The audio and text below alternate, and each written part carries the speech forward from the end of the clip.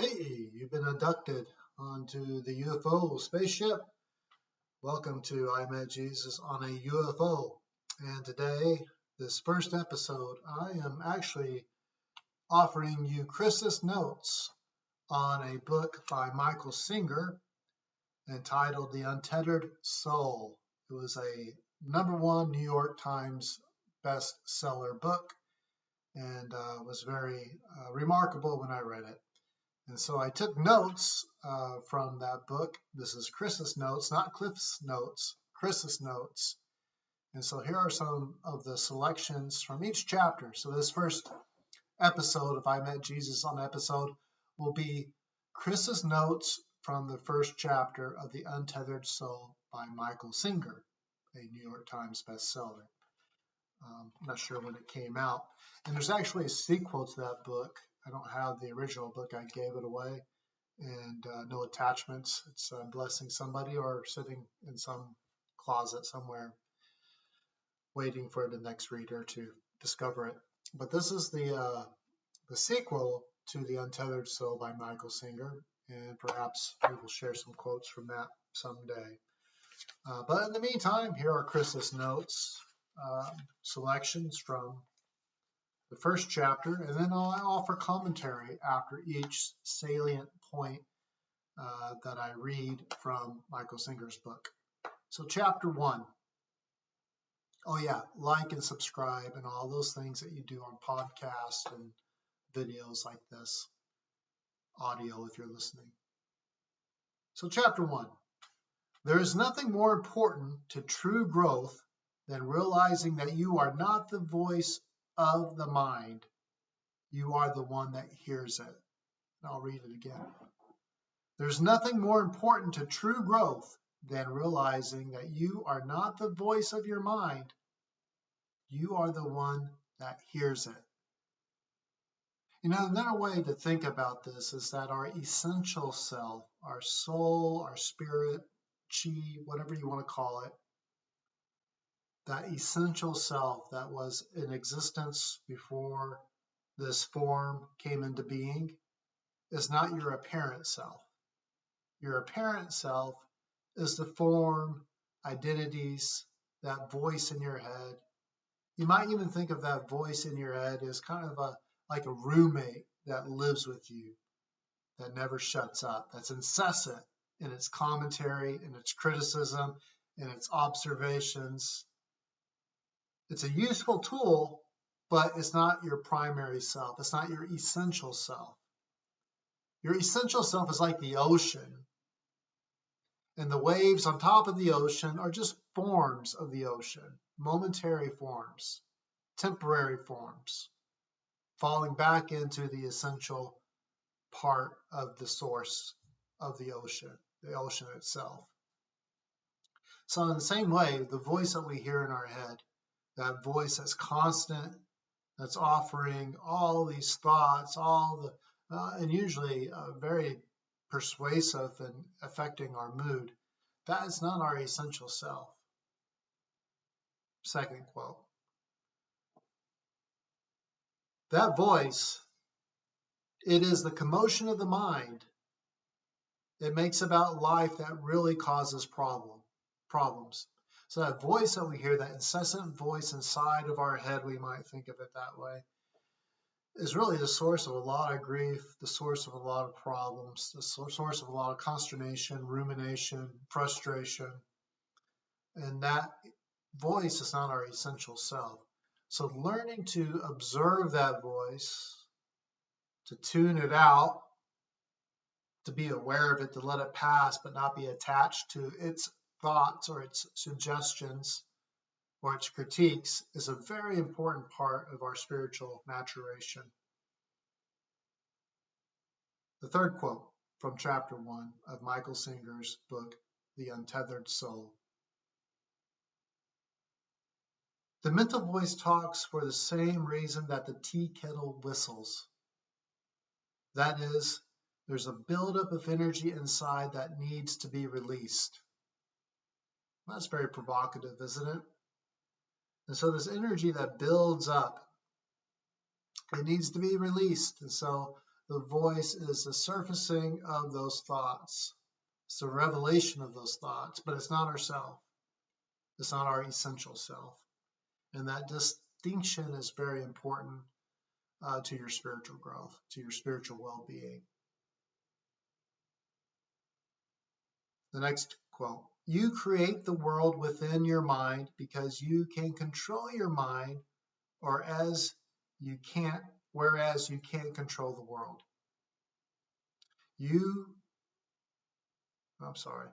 It should read this way. You recreate the world within your mind. You recreate the world within your mind because you can control your mind, whereas you can't control the world. There's a lot there. So this temptation to be in control, this temptation to manipulate, this temptation to assert our ego's influence, that's what's happening there. That's what that voice inside of our head is attempting to do, to give us some control. It's really an illusion. It's no control at all, as we often find out in life.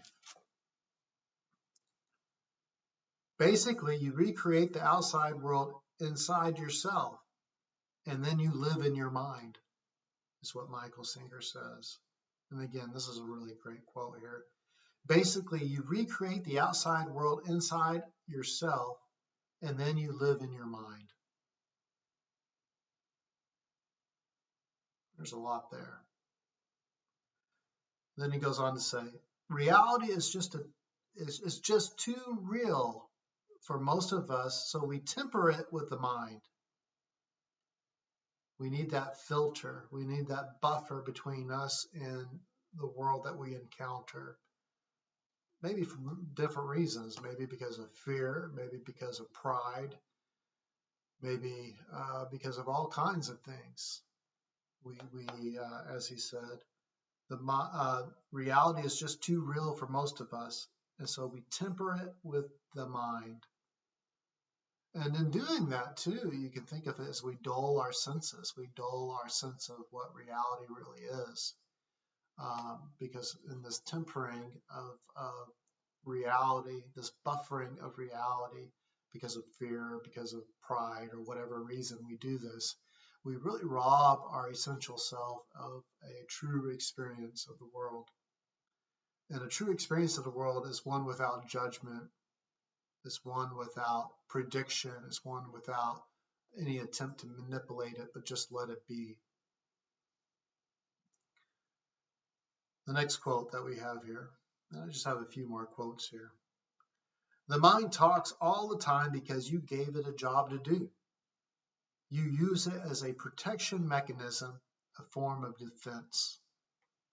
That self-narrating mind, that commentary that's incessant, that buffering between us and reality, that protection layer between us and reality.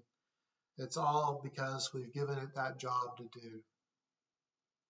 And so taking back our faculties and being aware of what's happening is incredibly important. And so we use that mind, that incessant voice inside of our head, as a protection mechanism, a form of defense. And the spiritual posture is such that we want an open heart so that light and love can get in. And when we have that voice activated as this mechanism of defense, we are therefore closing our heart and we're closing our mind to love, to light, to all the wonderful things in this world that might offer blessings to us. Oh, and here's a good one because I have a star by it. I have an asterisk by it. So this is, true personal growth is about transcending the part of you that is not okay and needs protection.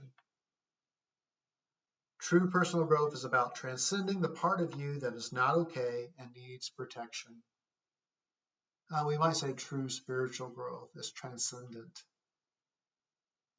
Spiritual growth is not based on fear. It's not based on pride, but it's an open heart again, open posture, I'll read that one more time because it's such a really significant point here. True personal growth is about transcending the part of you that is not okay and that needs protection. So we want to open our heart. We want to experience life in all of its fullness because we get one go around in this incarnation.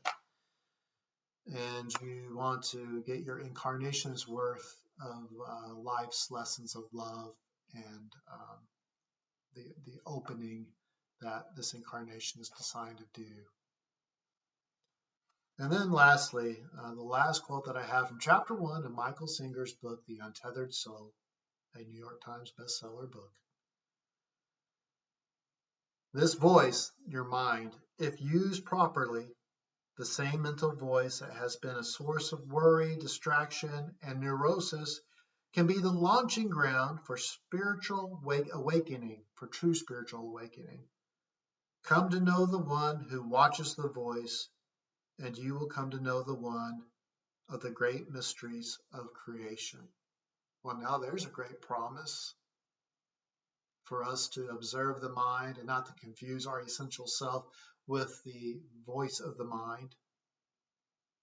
If used properly, the same mental voice that has been a source of worry, distraction, and neurosis can be the launching ground for true spiritual awakening. Come to know the one who watches, observes the voice, but is not mistaken as the voice itself. And you will come to know one of the great mysteries of all creation. So again, that's Michael Singer. There's his little picture there. Yep, that's Michael Singer. And I'm Chris Breedlove, and you have been on this UFO going through this activity, and I hope you find some liberation. And I hope you join me again as sooner or later we'll tackle chapter 2 in the same form and fashion. Like and subscribe, but also comment too, and with your questions or with your ponderings or with your insights. Have you thought about these things? Some people say they don't have a voice inside of their mind, and that's odd for us that have this incessant voice to imagine. And there might be some other way that the mind manifests itself when there's a lack of interior voice inside of our being. So if you're interested in this kind of things, do comment, let me know, and let's have a conversation about these things. Until next time, go find your harmonica.